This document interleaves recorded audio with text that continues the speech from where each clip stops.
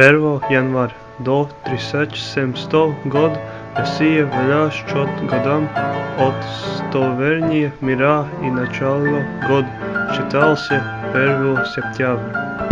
Но когда Россия начинала устанавливать связь с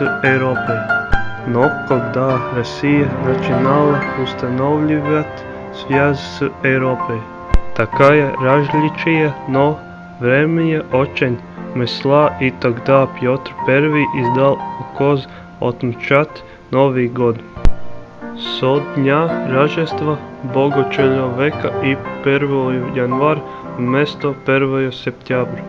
31 декабря в 12 часов ночи Петр I вышла на Красную площадь.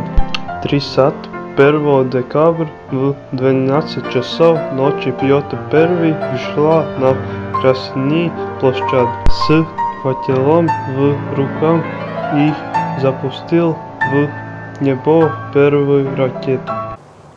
С праздником вас! С новым 2013 годом!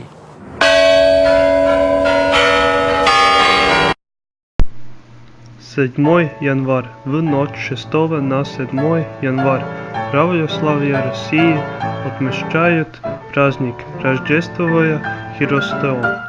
Русская церковь в начале 20 века не прошла на новый календарь, вследствие чего календарь на 13 дней отличается от календаря последних христиан. 23 февраля. День воинской славы России. В 2006 году этот день переименовали в День защитника Отечества. Но в граждании России этот день называют как День настоящих мужчин. 8 марта. Это Международный женский день. Этот день праздновали только в нескольких странах, и каждая страна в разные дни, когда к власти пришли большевики. Этому дни придали официальный статус.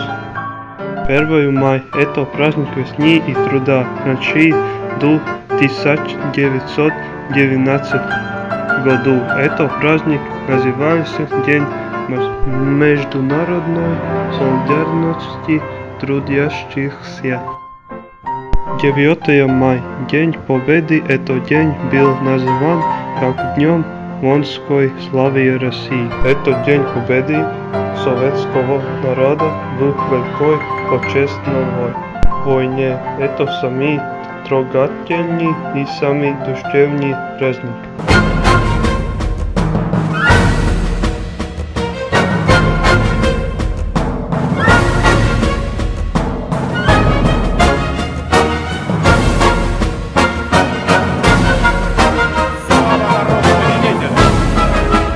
Ура! 12 июня. День России или День независимости. Это один из самых молодых государственных праздников в стране. Первый президент России Борис Ельцин своим указом придал день принятия Декларации о государственной суверенитете России. 4 ноября. День народного единства. Это праздник, установленный в честь освобождения Москвы от польских интервентов.